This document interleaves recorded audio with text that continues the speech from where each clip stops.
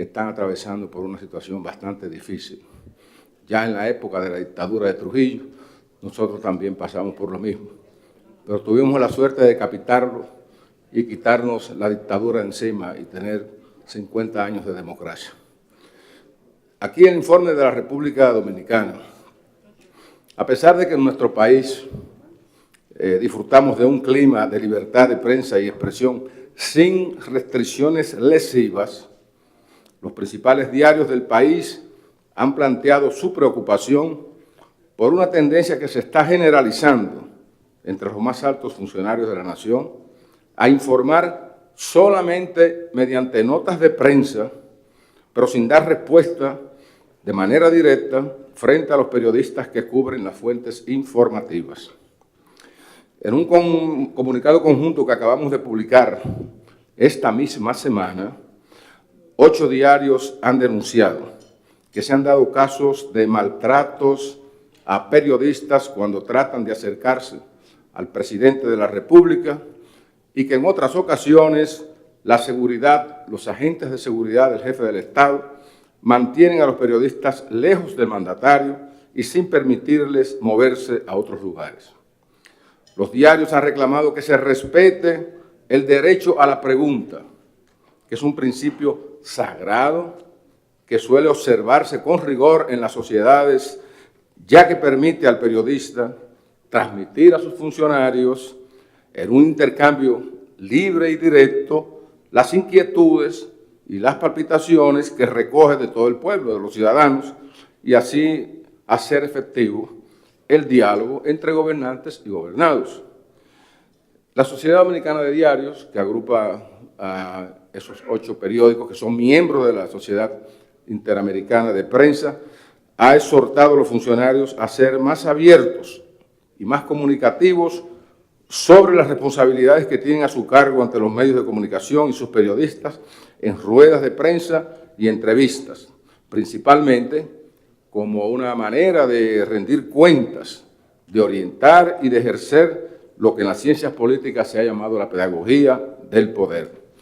Sin embargo, en respuesta a las quejas de los diarios, la Dirección de Comunicaciones de la Presidencia de la República emitió otro comunicado en el que asegura que el gobierno es plenamente consciente de su obligación de informar a la sociedad dominicana y que, en consecuencia, ha respondido siempre de forma oportuna y serena a los temas de interés nacional a través de la prensa y de todos los medios de difusión.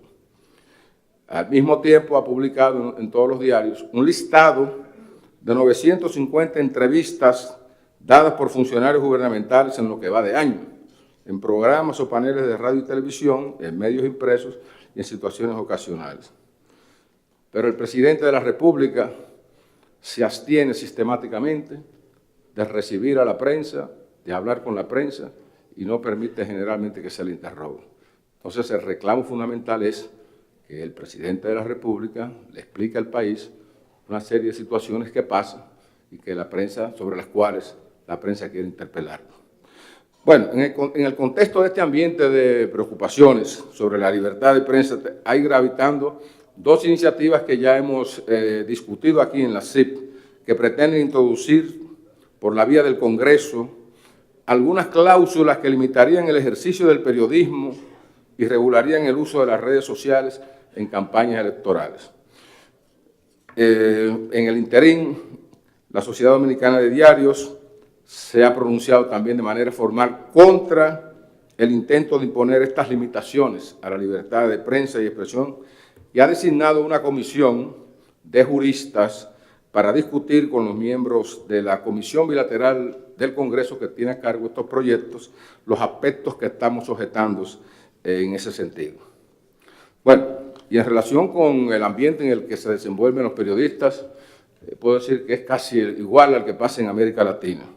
En el periodo que abarca este informe, 30 periodistas y camarógrafos han sido víctimas de desmanes, mientras a una comunicadora televisiva y a un comentarista radial, una agencia del gobierno les prohibió hablar durante varios días en sus respectivos programas, bajo el alegato, en un caso, de haber usado un lenguaje soez y vulgar y en el otro caso de difamar nada más y nada menos que al padre de la patria.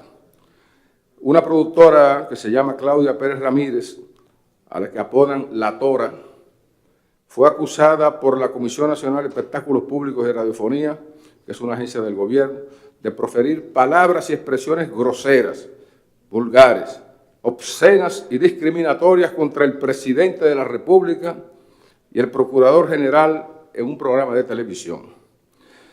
Eso dio lugar a que la agencia emitiera una declaración, un emplazamiento a todos los propietarios, directores, conductores, encargados o afines de los diferentes programas y canales de televisión del país para que regularicen sus contenidos. No indicó cómo, pero hizo esa advertencia.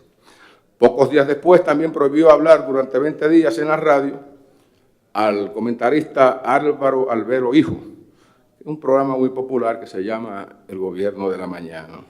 Se le acusa, por vía del Instituto Duartiano, de violar el artículo de la ley y los reglamentos de la ley 127.01, que preserva la memoria y la dignidad del fundador de la República Dominicana. Por otra parte, y finalmente, como signos de un retroceso y un obstáculo al derecho de la información, algo que estamos discutiendo mucho durante esta asamblea de la CIP, la organización no gubernamental Participación Ciudadana denunció que se están imponiendo trabas al cumplimiento de la Ley General de Libre Acceso a la Información Pública, que lleva 13 años de vigencia. Según esa entidad, ningún partido político, ninguno, cumple con el mandato de dicha ley. Un gran número de instituciones públicas tampoco publican la nómina oficial en formato claro, actualizado y con datos confiables y entendibles, en tanto que los presupuestos del Estado y su ejecución se publican en formatos cerrados no reutilizables.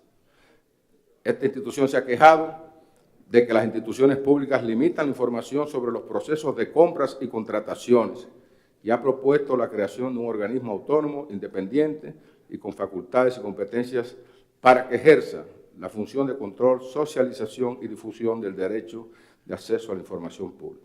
Problema que también tenemos los periodistas cuando queremos solicitar más información. No nos dan la información de inmediato, sino que dicen, acuda a la ley, al procedimiento, y entonces se pasan un mes y dos antes de dar una información probablemente muy recortada. Hasta aquí el informe de República Dominicana. Muchas gracias. Está a consideración de la Asamblea el informe de República Dominicana.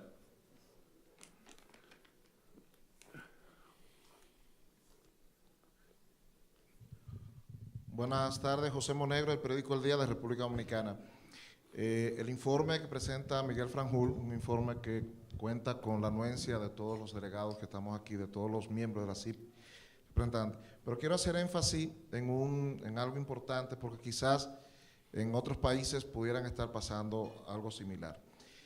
La Ley de Libre Acceso a la Información Pública, algo que nosotros celebramos su aprobación en el año 2004, se ha estado convirtiendo en un obstáculo para el acceso oportuno de las informaciones necesarias para informar.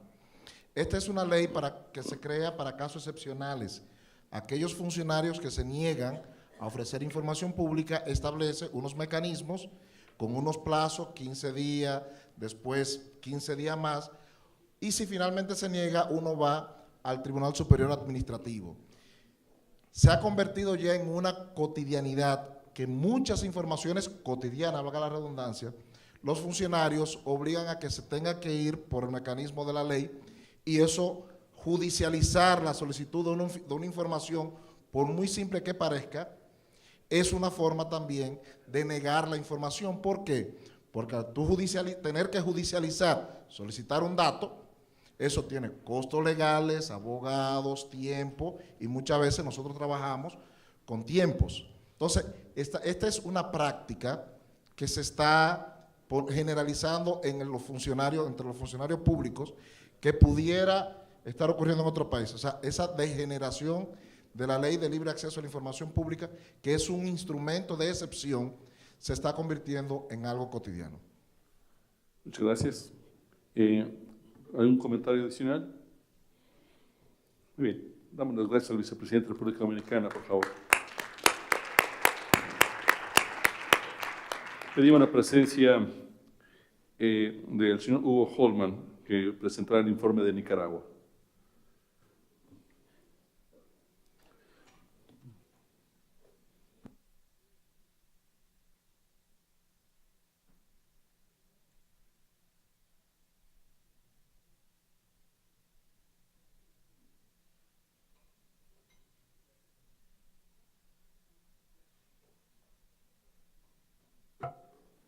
Buenas tardes a todos.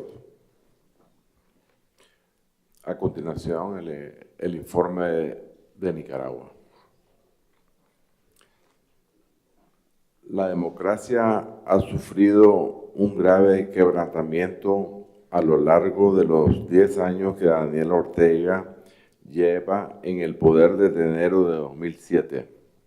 La libertad de prensa fue severamente restringida mediante la monopolización oficialista de medios de comunicación, la presión sobre los pocos medios independientes y el cierre de los accesos a todas las fuentes de información del gobierno. Todos los poderes del Estado fueron subordinados al Poder Ejecutivo. La seguridad jurídica fue sustituida por un poder dictatorial y discrecional que reconoce, reparte o niega derechos constitucionales. Ya no hubo más elecciones libres y limpias. Ya no existe el principio y norma de la alternabilidad democrática, mientras que el ejército y la policía fueron obligados a regresar a sus orígenes sandinistas. Los gobiernos municipales y las universidades públicas perdieron su autonomía constitucional. La oposición fue dividida y devastada, y una buena parte de ella ilegalizada y excluida. Las organizaciones de la sociedad civil fueron privadas de la cooperación externa por presiones del Estado a los cooperantes, acusadas y debilitadas. La educación perdió su carácter nacional y su sentido humanista y científico para convertirse en un medio de adoctrinamiento de los niños, adolescentes y jóvenes estudiantes. El agravamiento de la libertad de prensa en este periodo se vio reflejado por los siguientes hechos. La ley de acceso a la información se ha reducido a letra muerta, pues no se cumple en lo más mínimo. Ninguno de los poderes estatales ni los entes autónomos dan información a los medios independientes. Los periodistas independientes son impedidos de entrar a las conferencias de prensa y otros actos gubernamentales, así sea para anunciar medidas preventivas de catástrofes, actos para celebrar las fiestas patrias o inauguraciones de obras públicas. Existe un control de la mayor parte de los medios de comunicación a través de un duopolio en la televisión y la radio.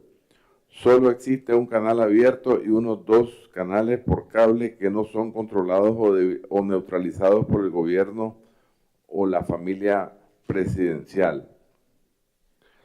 Los entes autónomos o las empresas en las que el gobierno gerencia no asignan publicidad a medios independientes, salvo pequeños anuncios que publican para licitaciones en conjunto con instituciones financieras multilaterales. Otros hechos importantes: el 3 de abril, el programa radial Onda Local que se transmitía en Radio La Primerísima fue cerrado por la dirección de la misma radioemisora. Onda Local inició sus transmisiones en el año 2000.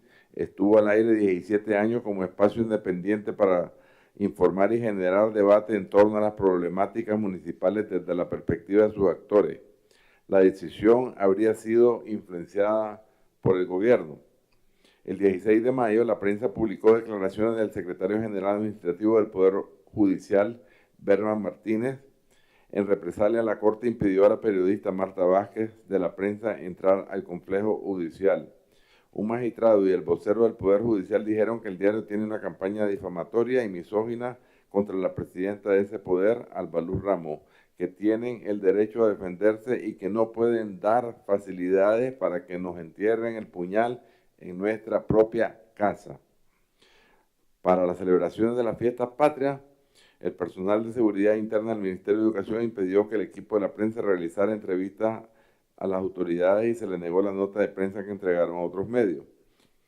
El diputado del partido oficialista FCLN, Mario Valle, amenazó a la periodista de la prensa, Lucía Nava, cuando ésta le preguntó por qué en la reforma del presupuesto de 2017 se le asignaron 300.000 córdobas, que equivalen a unos $10.000, a la universidad privada Universidad de Managua, de la que él es el presidente y su esposa rectora. Usted es agente de la CIA, ¿cuánto le paga la embajada?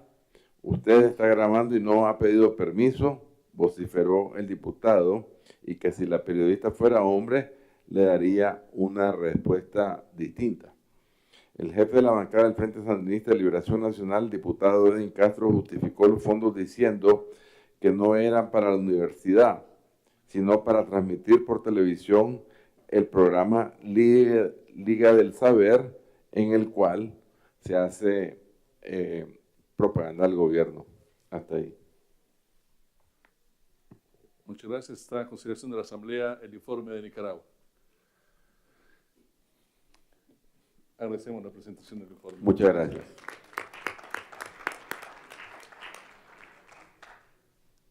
Quiero pedirle a Sara Matthews que nos acompañe para presentar el informe de Estados Unidos.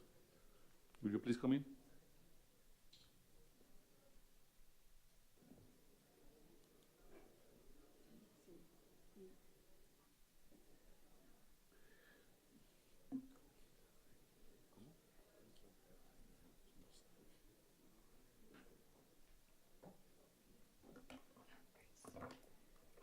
Buenas tardes.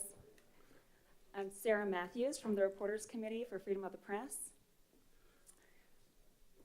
Let's see. So in the past 6 months, Trump has settled into office, and we've seen him continue to intensify his verbal attacks against the news media. As Marty Barron was mentioning earlier today, he's really demonized and discredited the press, frequently calling the mainstream media fake news anytime their coverage is critical of him. So this is very troubling, as we mentioned in our last report, because the state of our democracy, of course, depends on having a strong, free press that's critical and puts a check on government power. So, for example, recently there were news reports after Hurricane Maria hit Puerto Rico, criticizing the administration for a slow federal response, and Trump responded by tweeting, to the people of Puerto Rico, do not believe the hashtag fake news. So that's just one of many examples of him labeling the mainstream media as fake. And even more troubling, we've also seen President Trump's administration start to encourage government interference with the free press also. So for example, in September, White House Press Secretary Sarah Huckabee Sanders advocated that sports network ESPN fire their SportsCenter host Jemele Hill for calling President Trump a white supremacist on Twitter. It's highly unusual for a president's administration to get involved in the news media's hiring practices. And then earlier this month, Trump threatened to use the federal government's power to license television airwaves to target NBC. This was in response to a report saying that he had contemplated a dramatic increase in the nation's nuclear arsenal. Trump originally tweeted, with all of the fake news coming out of NBC and the networks, at what point is it appropriate to challenge their license? Later that day, he told reporters, it's frankly disgusting the way the press is able to write whatever they want to write, and people should look into it. And finally, late in the day, he returned to that original theme of punishing the press, saying, network news has become so partisan, distorted and fake that licenses must be challenged and, if appropriate, revoked. Not fair to public. Now, of course, people immediately responded, recognizing that the networks do not actually have licenses, so they're not subject to this licensing requirement, but many of them do own local stations, which do have these licenses. Ajit Pai, who is the head of the FCC, only just recently, this past week, came out recognizing the First Amendment and saying licenses may not be granted or revoked based on the content of coverage. But still, it's been that those series of tweets has gotten a lot of press and has created a lot of concern and worry among journalists in the U.S. So you've also seen, as Trump has created this increasingly hostile climate towards the news media, we've at the same time seen an increasing number of physical attacks, threats, and arrests of journalists. So most prominently was recently in May, the Montana Republican candidate for Congress, Greg Gianforte, who is a tech millionaire who is endorsed by Trump, when responding to a question by a reporter from The Guardian, body slammed the reporter, broke his glasses, and told him repeatedly, "Get the hell out of here." The candidate was charged with misdemeanor assault, but he still won election to the House of Representatives the very next day. Also, other politicians from both parties have attacked the press as well. For example, Texas Governor Greg Abbott, who's a Republican, and Tampa Mayor Bob Buckhorn, a Democrat, have both joked about shooting the press. We've also seen the Kentucky Governor Matt Bevin claim that the state's two major newspapers were fake news and didn't seem to care about the public. Days later, someone shot out windows at one of those papers. No one was hurt, but it definitely left journalists on edge.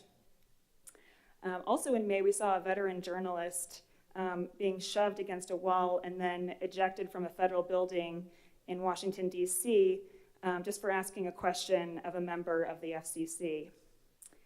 Then in July, Trump retweeted a video of himself wrestling a person with a CNN logo superimposed on his head.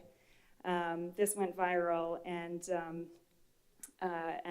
CNN immediately shot back, basically advising Trump to get back to work and focus on all the important things he should be doing as president. So in response to all of this, the Reporters Committee has banded together with over 20 other organizations to create the Press Freedom Tracker to really start documenting these abuses. And I think, as someone mentioned earlier, it really is important to keep the government accountable as to all these abuses. And so you see here, this is the most recent, what the Press Tracker looked like as of, I think, a day or two ago. So you've had 31 arrests of journalists, and these numbers keep growing. Many of these journalists were just covering protests in various parts of the country, and police just threw the reporters in jail as well, and a couple are even still facing criminal charges. You've also seen 30 physical attacks on journalists, which is an alarming number for the U.S., and that number keeps rising as well. So in addition to all of this, we've also seen a reduced access to information by the government. The Trump administration continues to impede news gathering on government business, as we stated in our last report. We've seen fewer and shorter press briefings, many off camera and without audio. So the White House press briefings have historically been an important opportunity for the news media to question the administration about the news of the day. They were generally daily briefings on camera.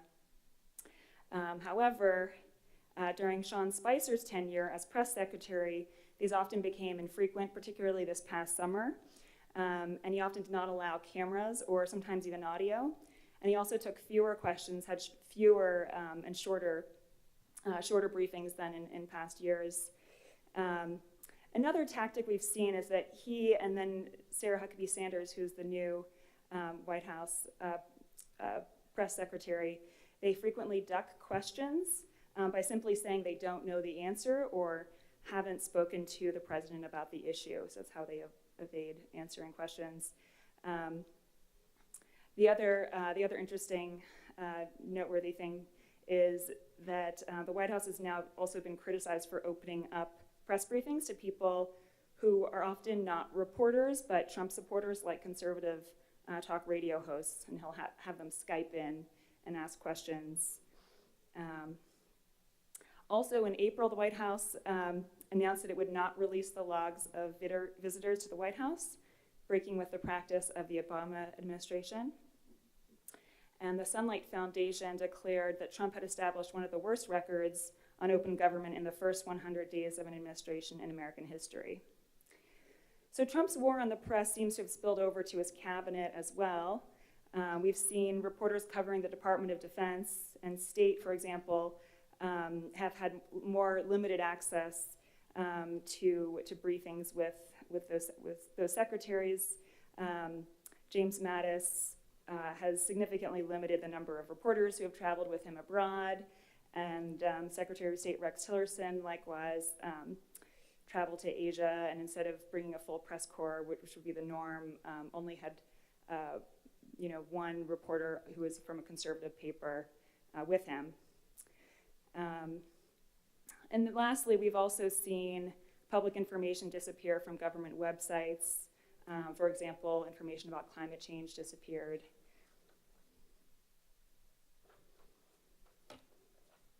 So finally, we've also seen more of an emphasis on leak investigations. The new Attorney General, Jeff Sessions, has long opposed a SHIELD law that would protect journalist sources in leaks cases. So the US still does not have a federal SHIELD law, unlike most other countries internationally. And Sessions also announced in August that the Justice Department has more than tripled the number of active leak investigations compared to the number pending at the end of the last administration. And we've already charged 4 people with unlawfully disclosing classified material or with concealing contacts with foreign intelligence officers. So at the same time, Sessions announced a review of the DOJ guidelines regarding federal prosecutors' subpoenas for the records of journalists. The current guidelines, which Attorney General Eric Holder established in 2015 with the input from a media coalition actually led by the Reporters Committee, those guidelines required that most subpoena requests be approved by the Attorney General, and that the government should have made all reasonable efforts or attempts to obtain the information from alternative non-media sources. So a new news media dialogue group created by the Attorney General will work with, previously when they were established in 2015, a similar group is going to be working with the new Department of Justice leadership, with Rod Rosenstein, on the review of this policy. And we're hoping to maintain essentially the same guidelines that we helped push for back in 2015. So just to wrap up, the rhetoric from the executive branch and even some members of Congress is extremely worrying. It's a worrying trend for press freedoms in the United States. However, press freedoms are deeply protected in law. The First Amendment and the judicial branch of government has long recognized this. So on a positive note, there was one recent victory in the courts for the news media.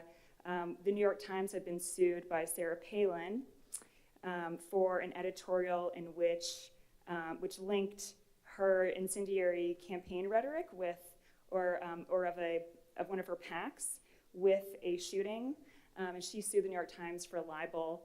And Judge Rakoff in the Southern District of New York quickly dismissed that case with strong, robust rhetoric about the robust language supporting a free press. And so she actually moved for reconsideration, and that was just recently denied as well. So we do have something positive to discuss today, and that's the end of the report. Any questions? Thank you very much. ¿Hay algún comentario? ¿Está a consideración de ustedes el informe de Estados Unidos? ¿Algún comentario? Creo que no. Le agradecemos a Sara el informe, por favor.